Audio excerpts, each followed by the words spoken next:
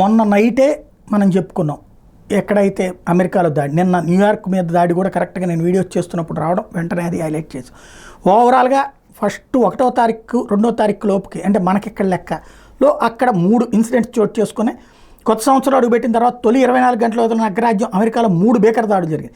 16 మంది మరణించారు, పదుల సంఖ్యలో జనం క్షతగాత్రులుగా మారారు. బుధవారం న్యూ ఆర్లియన్స్లో జరిగిన దాడిలో 15 మంది మృతి చెందారు. అంతర్జాతీయ ఉగ్రవాద సంస్థ ఐసిస్ ప్రేరణతో దుండగుడు జనం మీదకి వాహనం మీదకి దూసుకెళ్లాడు జనంతో. తర్వాత విచక్షణ రహితంగా కాల్పులు జరిపాడు. వెంటనే అప్రమత్తమైన భద్రతా సిబ్బంది అతన్ని హతమార్చారు. ఈ ఘటన జరిగిన కొన్ని గంటల వ్యవధిలోనే లాస్ వేగాస్లోని ట్రంప్ ఇంటర్నేషనల్ హోటల్ సమీపంలో టెస్లా కారు పేలిపోయింది.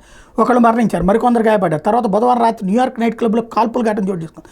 అదృష్టవశాత్తు ప్రాణ నష్టం వాటిల్లలేదు. అయితే ఈ 3 ఘటనలకి పరస్పరం సంబంధం ఉందని, ఇవన్నీ ముమ్మాటికి ఉగ్రవాద దాడులేనని ప్రజలు అనుమానం వ్యక్తం చేస్తున్నారు.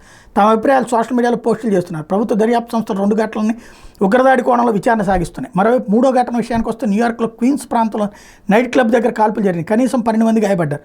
క్లబ్ బయట వేచి ఉన్న జనం మీదకి దాదాపు 4 వ్యక్తులు ఒక్కసారిగా కాల్పులు జరిపారు.